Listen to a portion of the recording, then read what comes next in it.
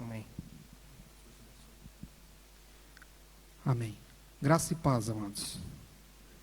Bom, antes de eu começar, eu gostaria de fazer um breve resumo do que já foi falado, porque eu estive conversando com o pastor Leandro e ele sugeriu que nós dessemos uma continuidade no assunto que foi proposto para a chegada do Natal. Então, eu gostaria de fazer um breve resumo daquilo que já foi dito. Aqueles que estavam aqui vão saber, aqueles que não estavam vão ficar por dentro do que foi falado até então. Bom, esse breve resumo é do que o Senhor nos falou em sua palavra nos 2 domingos passados. No domingo retrasado, nós vimos acerca da vida de João Batista, como ele foi levantado por Deus, e como Deus preparou, e como ele foi levantado para preparar o caminho do Senhor. Como este profeta serviu a Deus, como ele anunciou a mensagem do Senhor, uma mensagem confrontadora, uma mensagem que teve o objetivo de levar o povo ao arrependimento. Vimos que a maneira que João serviu a Deus, em sua época, foi centrada nas promessas de Deus, promessas que ele cumpriu cabalmente. Aquilo que Deus propôs para ele, ele realizou com êxito, ele realizou com maestria. Deus glorificou o seu nome através da vida de João Batista. Como eu disse para vocês, ele veio com um propósito, e o seu propósito ele cumpriu. E fica uma pergunta para nós: qual o propósito que Deus colocou em nossas mãos? Nós estamos cumprindo esse propósito ou não? Bom, muitos pensaram que ele era o Messias, muitos pensaram que ele era o Cristo, mas ele disse: eu não sou o Cristo, eu os batizo com água para arrependimento, mas vem um após mim, da qual não sou digno de desamarrar as suas sandálias dos seus pés. Ele os batizará com o Espírito Santo e com fogo. João Batista, ele sabia o seu propósito, ele sabia qual era o seu chamado, e ele não desviou do seu chamado. Já no domingo passado, nós vimos acerca do poderoso nome de Jesus, nome que foi recebido por herança, o nome que foi recebido por adoção e o nome que foi recebido por conquista. Também vimos que a maravilhosa obra de Jesus estava fundamentada sob e através do nome que lhe foi dado. Tudo que realizou foi realizado sob a égide do nome que lhe foi dado. Também fomos exortados pela palavra de Deus que todos nós recebemos o poder através do nome de Jesus. Para quê? Para proclamar as boas novas. Não só o pastor Leandro, não só o pastor Kleber, não só o pastor Macmillan, não só o pastor Joaquim quando está aqui, outros pastores que assumem, mas você foi chamado para proclamar o Evangelho. Você foi chamado para compartilhar o Evangelho, a fim de que toda a Trindade seja glorificada através da sua vida, a fim de que o Deus Trino seja glorificado em ti, como ele é glorificado em mim, como ele é glorificado no Leandro, como ele é glorificado nos pastores que estão anunciando o Evangelho, espalhados na terra. Quando as pessoas se levantam para pregar, é Deus quem é glorificado. Quando as pessoas se levantam para compartilhar aquilo que Deus fez, é Deus quem é glorificado. Bom, este é o fim do único homem, este é o fim do homem, glorificar a Deus. É a primeira pergunta do Catecismo de Westminster. Qual é o fim último do homem? O fim último do homem é glorificar a Deus e deleitar-se nele para sempre. Pergunta e resposta. Todos nós temos um fim. O fim que nós temos é glorificar a Deus para sempre. Também vimos que todos os espíritos malignos se submeteram aos discípulos que estavam em missões por causa do nome de Jesus.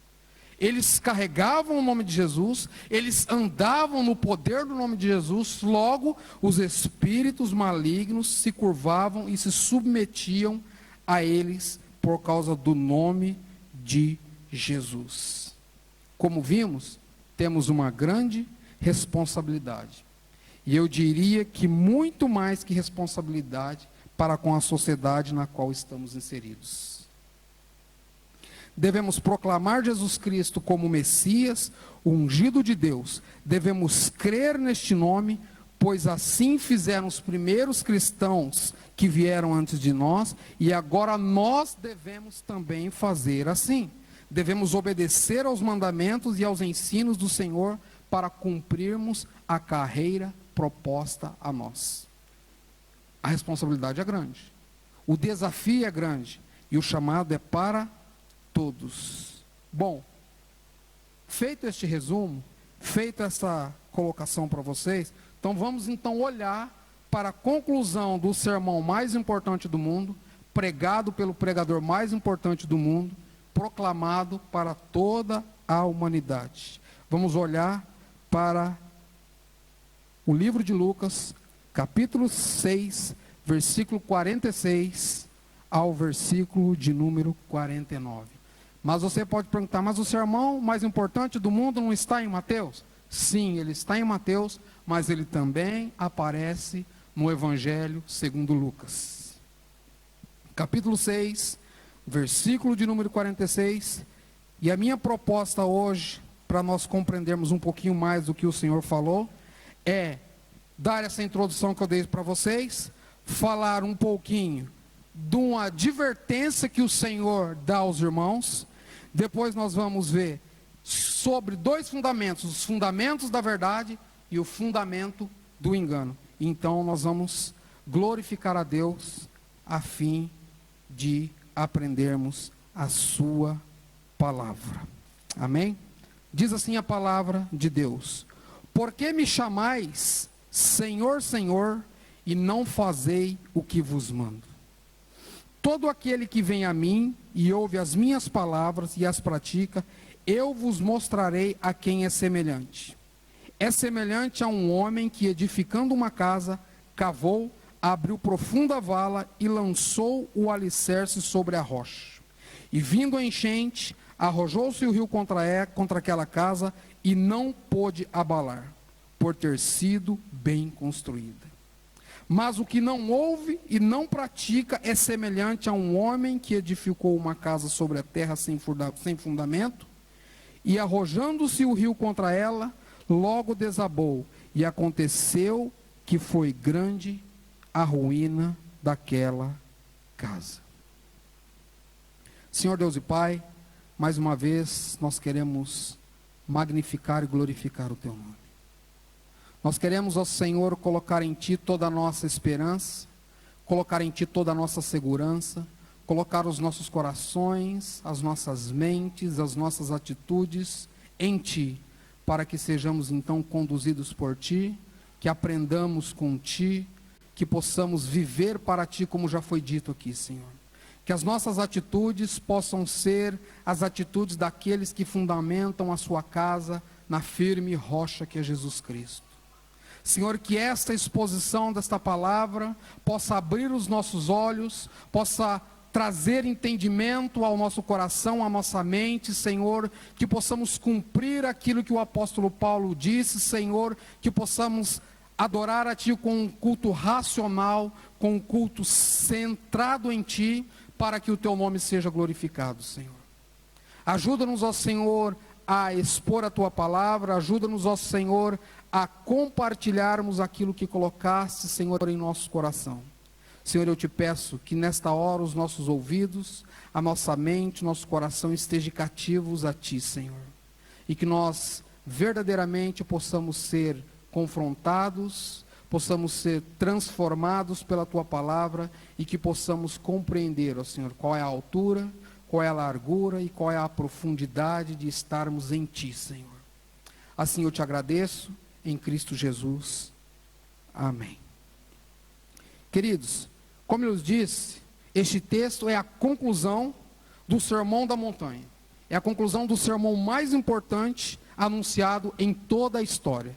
Desde que se existe, lá em Atos aparece que os irmãos foram chamados de cristão, nós vamos ver que o maior sermão pregado foi o sermão que Jesus Cristo pregou quando Ele chamou aqueles discípulos no monte, conhecido como Monte das Oliveiras, e sobre o monte, e Ele pregou a sua palavra. Ou melhor, não no Monte das Oliveiras, mas no monte, na planície que dava de frente para o Monte Hermon.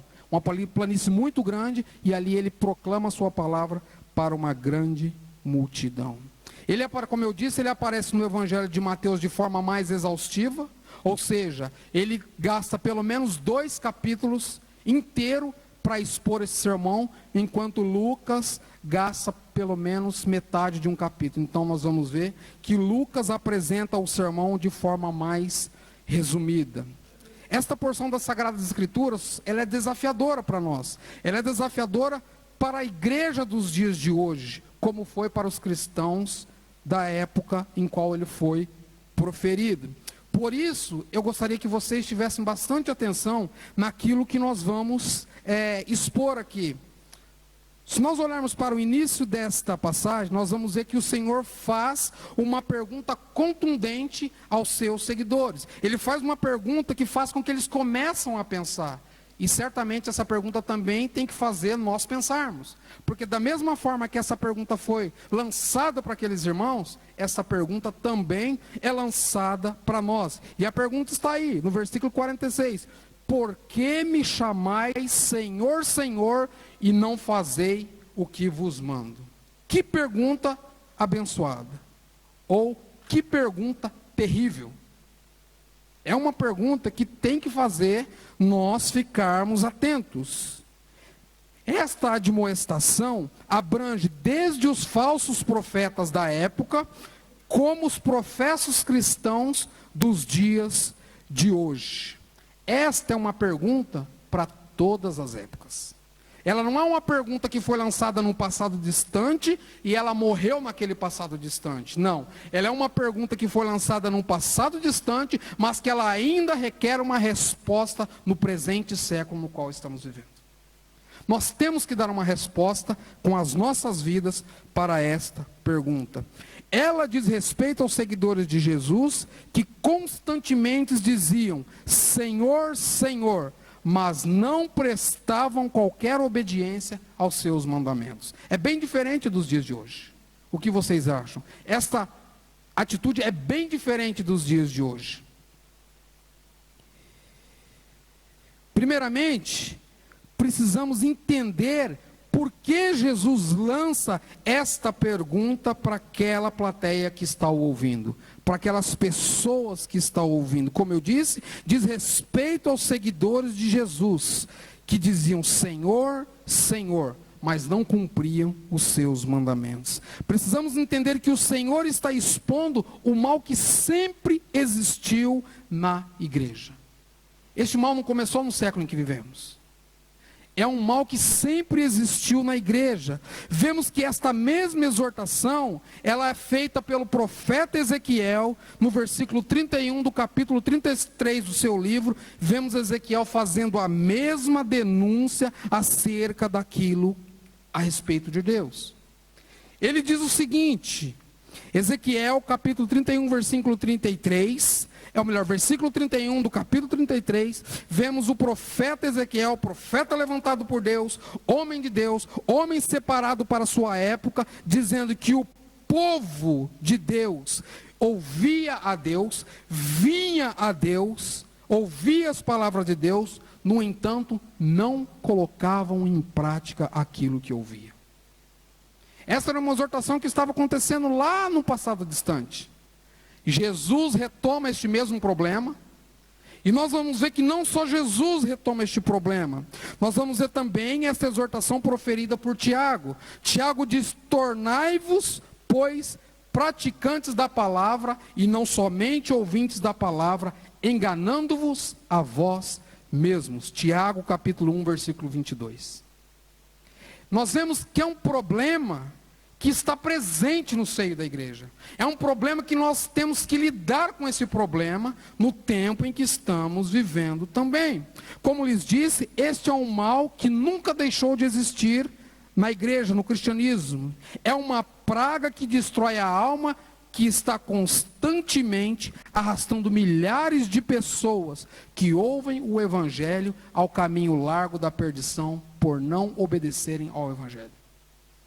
É uma exortação dura que Jesus dá para essas pessoas. É uma pergunta que deixa as pessoas sem chão.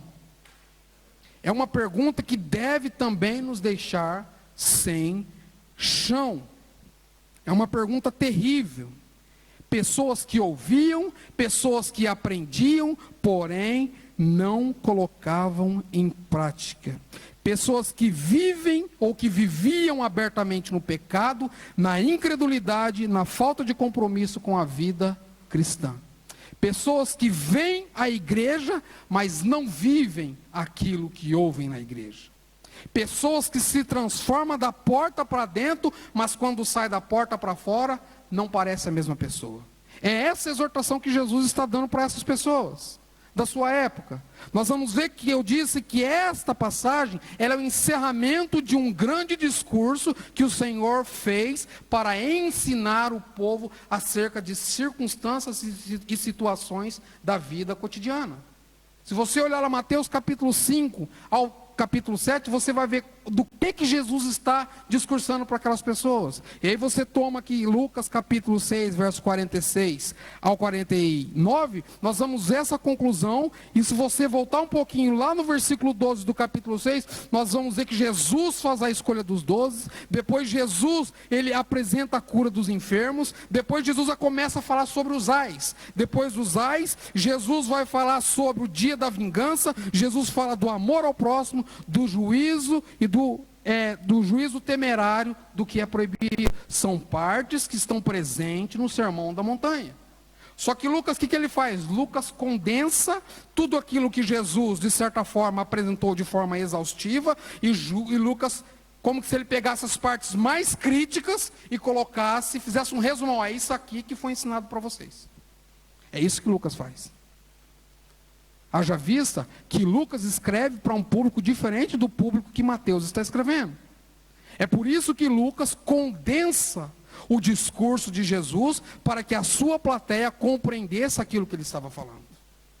Nós precisamos entender que quando Mateus escreve, ele escreve para um tipo de pessoa. Quando Lucas escreve, ele escreve para um tipo de pessoa. Quando Marcos escreve, ele escreve para um tipo de pessoa. E assim sucessivamente os evangelistas. Eles tinham públicos diferentes. E logo eles tinham que alcançar o seu público.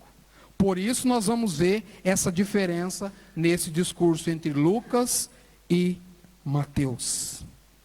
Como eu disse, nós precisamos ser diligentes. Temos que ter diligência acerca daquilo que nós estamos ouvindo. Jesus exorta com uma maestria tão grande que as pessoas sequer ficam sem reação. Eles não conseguem ficar sem reação. Jesus discursa, como eu disse, sobre vários assuntos relacionados à vida diária, e agora ele exorta aos seus seguidores acerca da falta de diligência, acerca da falta de cumprimento, acerca da falta da prática cristã na vida diária. Porque uma coisa é nós lermos a Bíblia, e outra coisa é nós aplicarmos a Bíblia no nosso dia a dia. Nós precisamos lê-la, nós precisamos entendê-la, e então precisamos aplicá-la à nossa vida. Precisamos ter como firme fundamento o princípio da nossa vida cristã em obediência a uma única evidência correta para vivermos a palavra de Deus. Qual é essa evidência? Aquilo que a Bíblia nos apresenta. A Bíblia é o nosso manual de fé e prática. Se eu não praticar o que ela diz, logo ela não é de fé. Agora, se eu praticar o que ela diz, aí ela se torna o meu manual de fé, porque eu creio, e prática na vida que eu estou vivendo. Eu pratico o que eu aprendo dela. Porque se eu não praticar, não tem como eu dizer que eu levo a minha vida baseado nas Sagradas Escrituras. Ela se torna obsoleta para mim, se eu não praticar ela. É fácil? É óbvio que não é fácil. Não é fácil olhar para a palavra de Deus e ver os discursos que são apresentados aqui, ver as colocações que são colocadas aqui e aplicarmos ela às nossas vidas. exige esforço, exige determinação, exige apreço à palavra de Deus para vivermos ela de forma gloriosa. Precisamos tê-la como firme fundamento em nossas vidas. Ela é a única evidência correta de que possuímos a fé salvadora e que o simples confessar com os lábios se torna inútil se ele não for acompanhado de santidade no viver diário. Eu posso professar um monte de coisa, um monte de discurso que está na palavra de Deus. Se eu não viver no dia a dia, o que eu falo acerca dela é inútil. É inútil para a minha vida. O que a Bíblia diz que nós temos que ser, é que nós devemos aprender, nós devemos meditar nela, nós devemos deixar ela ler as nossas vidas, corrigir os nossos erros e então vivermos a palavra de Deus no dia a dia. O homem em quem o Espírito Santo realmente habita, jamais se contentará em ficar sossegado, sem fazer nada para a glória de Deus, para a obra de Deus, sem ser útil no Evangelho, sem ser útil na igreja. Deus te chamou para um fim, e o teu fim é glorificar a Deus. Talvez você vai ser um pastor amanhã, talvez você vai ser um ministro de louvor, talvez você não vai, mas não é por causa disso que Deus não vai usar você em outras áreas.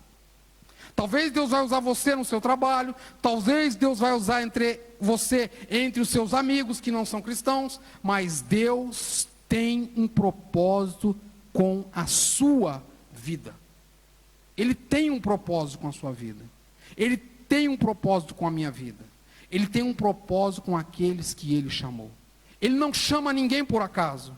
Ele chama todos com um fim único: glorificar a Deus e manifestar o Filho dele na sua vida para os outros. Esse é o propósito que Deus chamou. Ah, pastor, mas eu não sei pregar, eu não sei cantar, eu não sei tocar. Você tem boca? Você fala? Pronto. Fala do que Jesus fez. Você não é mudo. Até os mudos fazem a obra de Deus. Até os mudos fazem a obra de Deus. Antes, ele faz tudo para glorificar a Deus. Olha o que o Paulo diz em Romanos 11:36. Porque dele, por meio dele e para ele são todas as coisas. A ele a glória eternamente. Amém. Ou seja, tudo o que nós fazemos é para a glória de Deus. Tudo, meus irmãos. Tudo que Deus coloca às suas mãos para que seja feito é para a glória dele. Se Ele colocou você em um determinado trabalho, é para a glória dele. Se Ele colocou você em determinada escola, é para a glória deles. Se Ele colocou você em determinada circunstância, é para a glória dele. Não é para a sua glória, não é para a minha glória, não é para a glória dos seres mortais que Deus enviou o seu Filho para morrer por eles, para que ele não recebesse a glória. Não, tudo o que fazemos é para a glória dele. É por isso que as pessoas olham para os cristãos, e quando eu falo cristão, eu falo aqueles que verdadeiramente têm atitude de cristãos, as pessoas veem a diferença neles, porque eles fazem para a glória de Deus. Isso quer dizer que eles não vão errar? Não, de forma alguma. Eles vão errar, eles vão pecar, nós vamos falhar, sim, porque nós temos a natureza pecaminosa. Mas tudo o que fazemos deve ser feito para a glória de Deus. Para a glória de Deus. E aí nós entendemos essa pergunta de Jesus: por que me chamais Senhor, Senhor, e não fazei aquilo que vos mando? Todos nós somos chamados. Todos nós somos chamados para glorificar a Deus. O versículo 48, ou melhor, versículo 47, Lucas escreve da seguinte maneira: todo aquele que vem a mim e ouve as minhas palavras e as pratica, eu vos mostrarei a quem é semelhante. Verso 48, ele é semelhante a um homem que, edificando uma casa, cavou, abriu profunda vala e lançou os seus alicerces à rocha. E vindo a enchente, arrojou-se e o rio contra ela, arrojou-se contra ela, e a queda daquela casa, ou melhor, e vindo a enchente, arrojou-se o rio contra ela, e não pôde abalar, porque ela estava bem construída. Bom, em segundo lugar, este texto nos mostra uma comparação daqueles que são fundamentados e daqueles que não são. John Charles Ryle diz o seguinte, que esta mensagem é um impressionante quadro das duas classes de ouvintes. Os que ouvem e não praticam, e os que não apenas ouvem, mas põem em prática o que ouvem com seus respectivos fins para glorificar a Deus. Essa é a colocação que Ryle faz. Existem duas classes de pessoas dentro da igreja. Aqueles que ouvem e põem em prática, e aqueles que ouvem, e como diriam os ingleses, doesn't matter. Tanto faz. Tanto faz. Eu ouvir ou não ouvir, tanto faz. A igreja existe essas duas classes de pessoas. Por enquanto vamos ver, olhar para aquelas pessoas que estão firmados na verdade, ou seja, aquelas que ouvem, põem em prática o que ouvem. Vamos ver acerca disso. Jesus comparou a vida de um homem que está fundamentado na verdade. Um homem que edificou a sua casa em um firme fundamento. Ele cavou, o texto diz, ele abriu uma profunda vala e lançou o seu devido alicerce, onde? Na rocha. Ele fez o alicerce, ele fez o fundamento e lançou a sua casa sobre a rocha. Certamente o cristianismo deste homem talvez lhe custou muito. E certamente o cristianismo desses que vivem para a sua glória devem custar muito. Ele não se contenta em apenas ouvir as exortações de arrependimento, como ele deve confiar em Cristo e viver uma vida santa. Ele de fato se arrependeu das suas mazelas e seus pecados, dos seus erros que cometeu. Ele agora crê nos ensinos de Jesus e em sua atitude agora é de abandonar toda a maldade que fazia antes. Ele ouviu, ele creu, ele ouviu, ele entendeu, ele creu e agora ele deixou de fazer. Ele não faz mais, porque ele percebeu no erro em que estava, então ele não comete mais os mesmos erros que cometiam antes. É isso que o texto está nos dizendo. Ele realmente crê nos ensinos de Jesus, e a sua atitude é a de abandonar a prática do mal, ele abomina o que é pecaminoso e apega-se ao que é bom. De agora em diante, a sua vida é um testemunho da verdade. De agora em diante, ele demonstra Cristo em sua vida, em suas atitudes, em seu caminhar, em seu viver. Ele testemunha acerca da verdade. Ele não só é mais um ouvinte, mas é também um praticante da verdade, conforme diz Tiago 1:22, que nós lemos há pouco. Essa transformação custa, amados.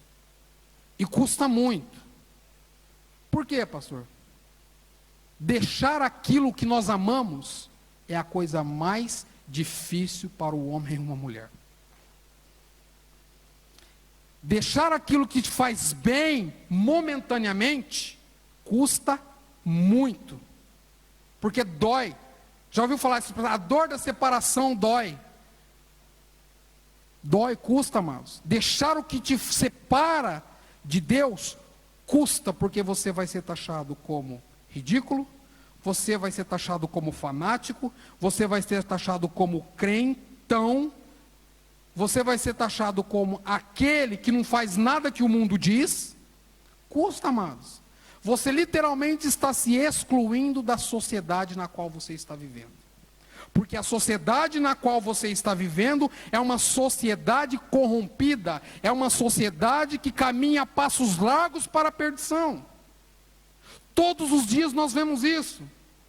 Todos os dias nós vemos uma sociedade decadente, uma sociedade que não se importa mais com respeito, uma sociedade onde os filhos não respeitam seus pais, uma sociedade onde um governo impõe regras sobre os seus filhos e os seus pais não podem mais educar os seus filhos. Uma sociedade que está decadente. Viver na contramão custa muito, amados.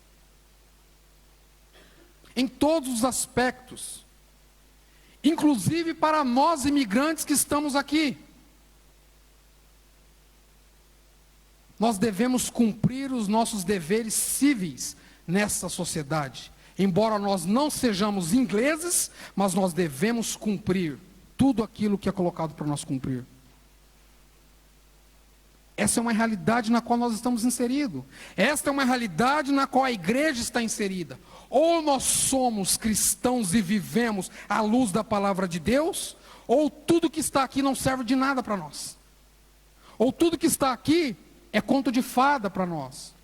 Ou nós nos posicionamos pela palavra de Deus, ou nós seremos sucumbidos pelo sistema. Das duas, uma. Não tem meio termo. Ou você é, ou você não é. Ou você vive para a glória de Deus, ou você não vive para a glória de Deus. É o que Jesus está falando. E ele só está fazendo uma colocação acerca de um ensino longo que ele já tinha dado para aquelas pessoas. Por que eu estou falando isso? Quantas vezes tem sido ensinado neste púlpito acerca da vida cristã? Se você colocar em questão de porcentagem, quantas vezes nós aplicamos aquilo que ouvimos aqui em nosso dia a dia? É a mesma situação. É o mesmo problema que Jesus está levantando lá na igreja do passado. Vocês ouvem, eu já ensinei, eu já doutrinei, porém vocês não praticam o que tem sido ensinado. É a mesma situação. Por isso que eu falo que a exortação, a mudança, a atitude de mudar custa, e custa muito. Transformação custa. Assim como edificar de uma casa sobre a rocha envolve sofrimento, trabalho árduo e autonegação. Abandonar o orgulho e a justiça própria, crucificar a carne obstinada, revestir-se da mentalidade de Cristo, como está em Romanos 12, 2, é viver a vida sob a cruz de Cristo. É viver a vida direcionada pela cruz de Cristo. O mundo diz faz, a Bíblia diz não faz. Que lado eu ficarei? É difícil, amados. Viver a vida cristã não é tão simples quanto se parece. O verdadeiro evangelho exige mudança em nossas vidas. A sã doutrina exige mudança em nossas vidas. Todas as vezes que Jesus se deparou com um pecador, ele trouxe o alento, sim, ele trouxe a exortação. E qual foi a palavra que Jesus logo falou depois que a pessoa foi curada? Vai e não peques mais. Ele está falando, ó, seja transformado. Viva para a minha glória. É o que ele está falando em outras palavras. Seja transformado. É levar diariamente a cruz, considerando todas as implicações que a cruz tem na sua e na minha vida. Não é só levar a cruz, é levar a cruz e considerar as implicações do levar a cruz vai causar na sua vida, no seu dia a dia. Ela vai ter implicações. Levar a cruz, caminhar sob a égide da cruz, vai trazer implicações sobre as nossas vidas. Ou nós somos cristãos, ou nós não somos cristãos. Ou nós vivemos para glorificá-lo, ou nós vivemos para denegri-lo. Das duas, uma. Das duas, uma. Ou você está de um lado, ou você está de outro. Ou eu estou de um lado, ou eu estou de outro. Nós precisamos parar, pensar naquilo que estamos fazendo. Erramos, é claro que erramos, amados. Mas nós temos um Deus que é todo misericordioso, está pronto a nos assistir, a perdoar as nossas falhas, aos nossos erros, aos nossos pecados e conduzir-nos à vida eterna. Nós temos um Deus que é misericordioso. Nós temos um Deus que é santo, que Ele é puro, que Ele é maravilhoso. Nós temos um Deus soberano.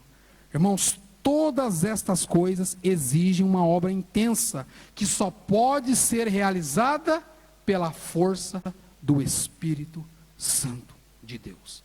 Eu não consigo, você não consegue, ninguém consegue o que a palavra de Deus diz. Romanos capítulo 3, não há um justo sequer. Todos pecaram e todos estão destituídos da glória de Deus. Ou seja, nada que eu venha fazer vai mudar a situação. Nada que eu venha fazer vai mudar a minha atitude, a minha situação diante de Deus. Ele é justo, Ele é santo, Ele é perfeito. Eu sou falho, pecador e impuro. Essa é a diferença. Nós precisamos entender que Deus é santo e Ele habita em um lugar inacessível. Ninguém acessa a Deus, senão por meio de Jesus Cristo. E Ele fez essa obra, Ele justificou-nos, Ele nos revestiu com a sua justiça, e por causa da justiça dEle, é que nós podemos agora então chegarmos a Deus e falar com Deus em oração. Porque pela nossa força, pelo nosso braço, pelas nossas atitudes, não podemos. Não há um justo sequer, todos pecaram. Como Paulo diz, é só o Espírito Santo que nos auxilia e faz com que nós tenhamos uma vida transformada. Romanos 12, 2. Renovai, o que ele fala? A vossa mente por meio do quê? Por meio do que? Das minhas atitudes? Não. Renovai a vossa mente por meio da palavra de Deus. E aí eu lanço uma pergunta para todos nós. Quanto tempo você tem gastado em meditar na palavra de Deus? Ah, lembrando, em que capítulo de Lucas você está? Em que capítulo? 15. É um bom tempo lendo a Bíblia. Você já parou e já começou a pensar desde o capítulo 1, qual foi daquelas atitudes que você aplicou na sua vida? É sério, amados.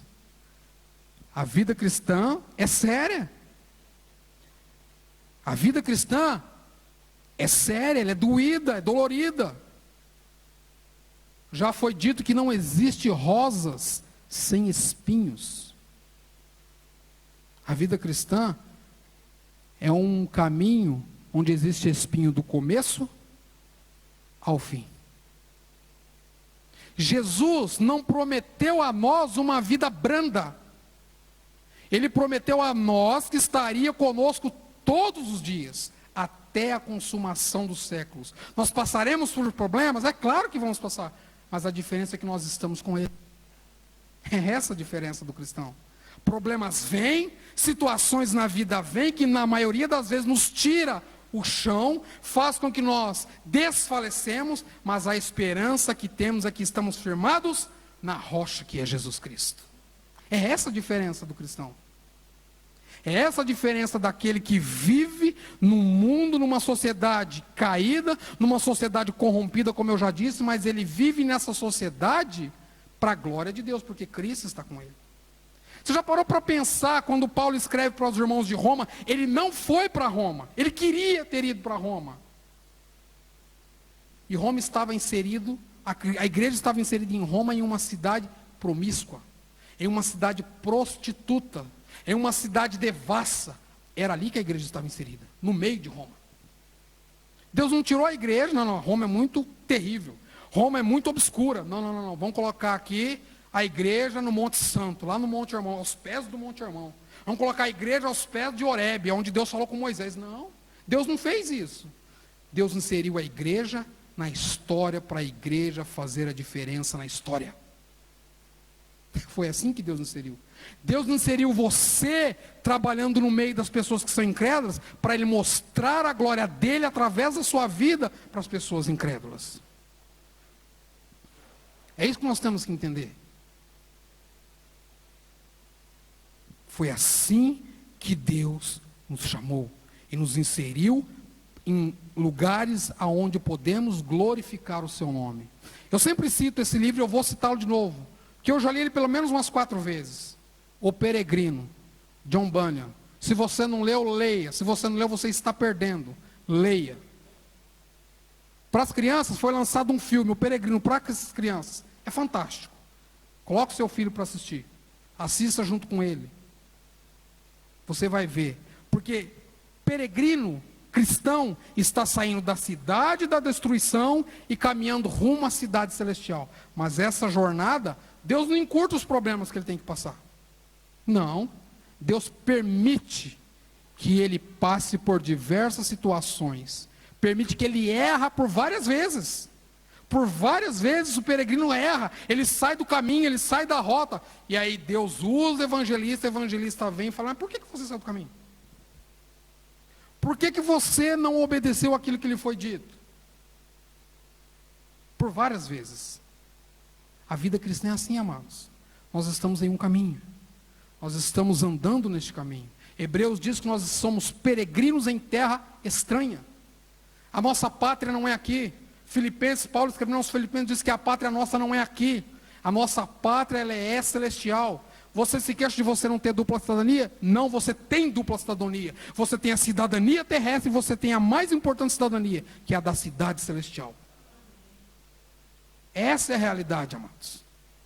Nós estamos aqui apenas de passagem.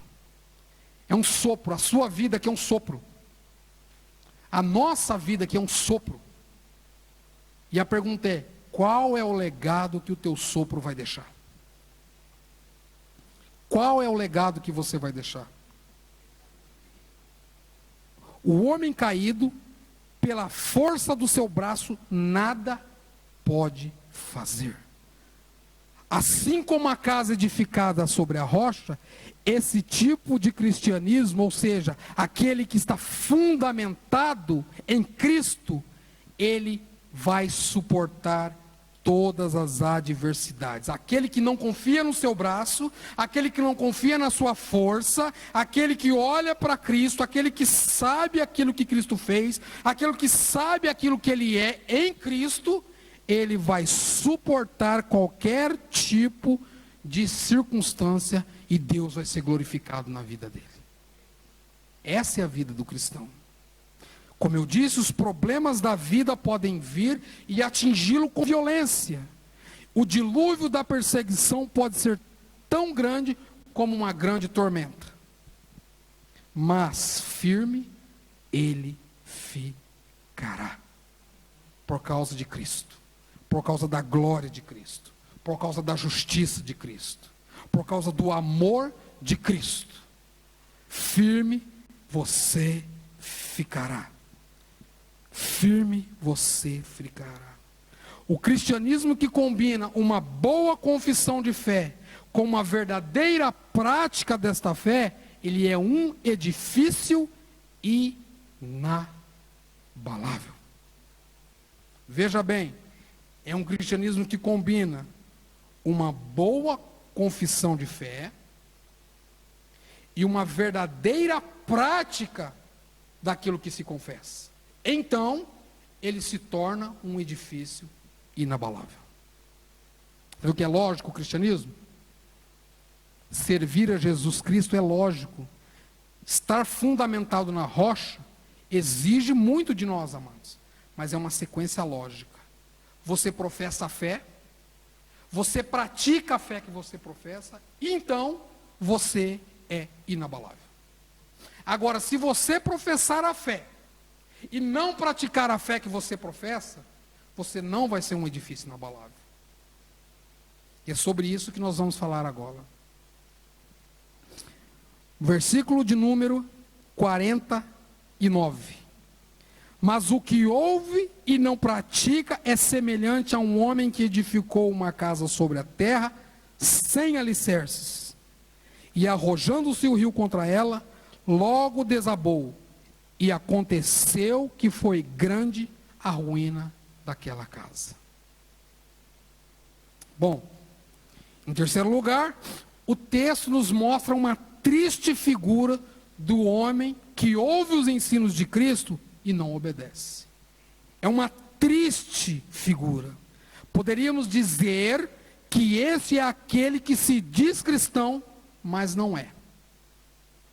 Ele anda como cristão, ele se veste como cristão, ele vai ao culto como cristão, ele fala como cristão, ele até canta como cristão. Mas a sua prática diária não demonstra ser ele um cristão. Sério, amados. É muito sério isso. É muito sério a exortação que Jesus está colocando para os cristãos da época e também para nós. É muito sério. Se eu acredito em partes da Bíblia, eu não sou cristão. Ou eu acredito, eu professo ela totalmente, a suficiência das Escrituras, ou eu não sou cristão. Eu não posso apenas crer em partes da Bíblia. Eu não posso apenas crer em porções que faz com que o meu ego seja afanado. Eu não posso crer somente naquelas partes que me fazem alegrar. Eu tenho que ser tal como Jó. Vocês conhecem a história de Jó. Nós não podemos ser como a esposa de Jó. A esposa de Jó disse para ele: amaldiçoa o teu Deus e morre. Foi o que ela falou para Jó, depois das circunstâncias que veio sobre Jó. A Bíblia diz que Jó perdeu os 10 filhos em um único dia. Em um único dia, 10 filhos, amados. A atitude daquela mãe: amaldiçoa esse Deus que você tanto ora aí, tanto serve aí, e morre. A resposta de Jó é extraordinária. Mulher, receberíamos o bem de Deus e não o mal? Tu fala como uma louca. Muitas vezes, nós somos tal como ela. Nós não somos como Jó. Nós murmuramos. Nós falhamos de novo, questionamos a Deus, perguntamos e não obtemos respostas de Deus, porque muitas vezes Deus não nos dá respostas. A vida cristã é dura, amados. Viver a vida cristã não é tão simples quanto parece. Como eu disse, anda como cristão, veste como cristão, vai ao culto como cristão, fala como cristão, canta como cristão, mas a prática não condiz. A sua prática diária não demonstra ser ele um cristão. Jesus comparou a um homem que edificou a sua casa sobre a terra sem fundamentos. Que triste situação é a de tal pessoa, que vive um cristianismo, o cristianismo dela não pode, ou melhor, o cristianismo dela pode até parecer ser um bom cristianismo, por algum tempo, mas logo ele vai esvaecer. Até parece bom, até parece santo, até parece maravilhoso, até parece cheio de glória humana, mas logo vai se esvaecer. No entanto, se alguém sem discernimento, talvez que não veja a diferença daquele que possui a verdadeira vida cristã e o que não tem, porque lembra que já foi dito aqui que o joio e o trigo, eles crescem juntos, e nós não podemos separar. Em certa feita os discípulos falaram assim: ó, quer que vamos e cortemos o joio? Não, foi a resposta, Senhor. Não, deixa que eles cresçam juntos, porque no último tempo o ceifeiro separará o joio do trigo. Nós não sabemos, amados, quem é joio e quem é trigo, mas nós temos que saber qual a nossa relação com Deus. Você não pode julgar os outros, mas você pode fazer um autoexame da sua vida. É o que Paulo fala quando ele escreve acerca da ceia em 1 Coríntios capítulo 13. Examine-se o homem, pois, a si mesmo. Ele não fala: ó, pastor Kleber, examina o pastor Leandro, viu? Você examina o pastor Leandro. Não, ele não fala isso. Você examina a Patrícia, você examina o Marcos, você examina o... Não, ele não fala isso. Examine-se o homem a si mesmo. E então, aí o texto continua. Nós não podemos julgar. O que a Bíblia nos ensina, o que a Bíblia nos aconselha, é vivermos uma vida santa para a glória de Deus. 1 Pedro capítulo 1, o que diz? Sede santos, porque eu sou santo. É uma ordenança. Ele ordena, sede. Eu falo: talvez você vai ser santo, viu? Não. Sede santos, porque o vosso Pai Celeste está nos céus, e eu sou santo. É o que a Bíblia diz. É o que a Bíblia diz, amados.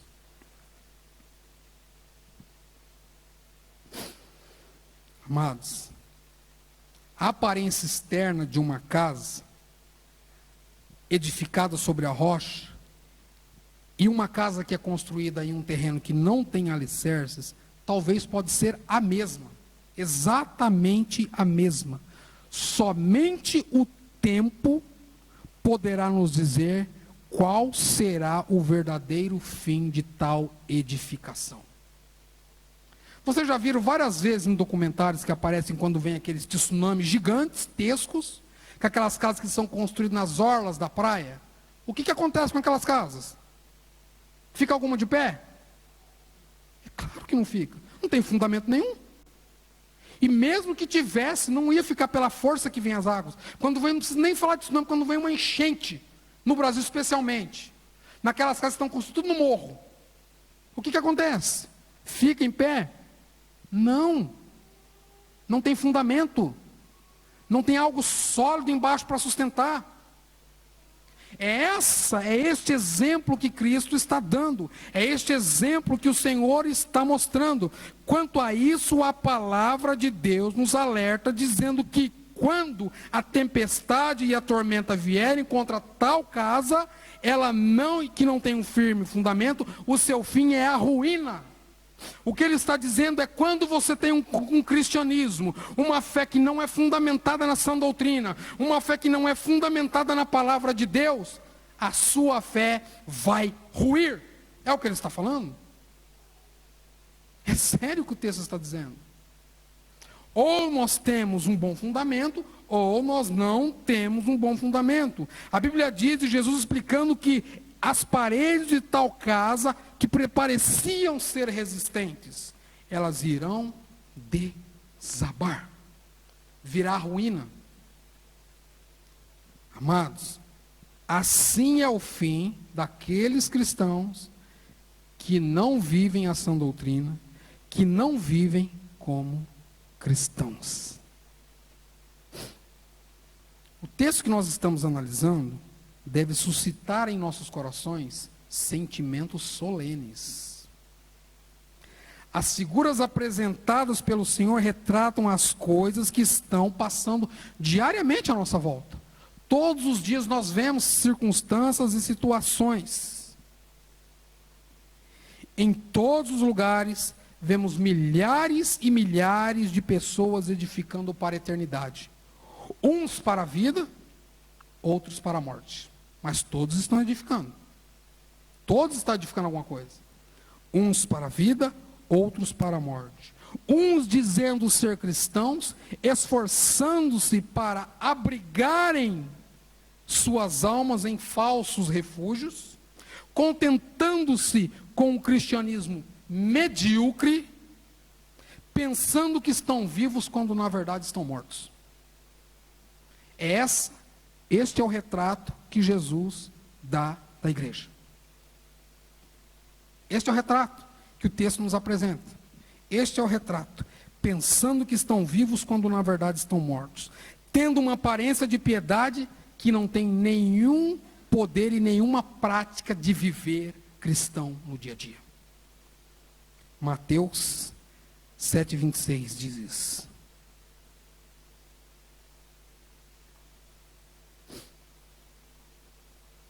Muitos são aqueles que edificam sobre a areia, porque é mais fácil, é mais cômodo, como diriam, é mais easy edificar sobre a areia. Ninguém vai pegar no meu pé, vou ganhar bastante, vou fazer fortuna. É fácil. Edificar sobre a areia é muito mais fácil do que edificar sobre a rocha. Mas grandes são os desapontamentos e erros que procedem de suas obras. Amados, a prova da malignidade do pecado é que o homem se tornou cego para as coisas espirituais, pois quando olhamos para as pessoas do tempo presente, vemos que elas estão cometendo o mesmo erro do passado. Este é o mal da geração, de cada geração. homens e mulheres que continuam edificando sobre a areia. Ou seja, edificam as suas vidas no engano. É sério o que a palavra de Deus diz.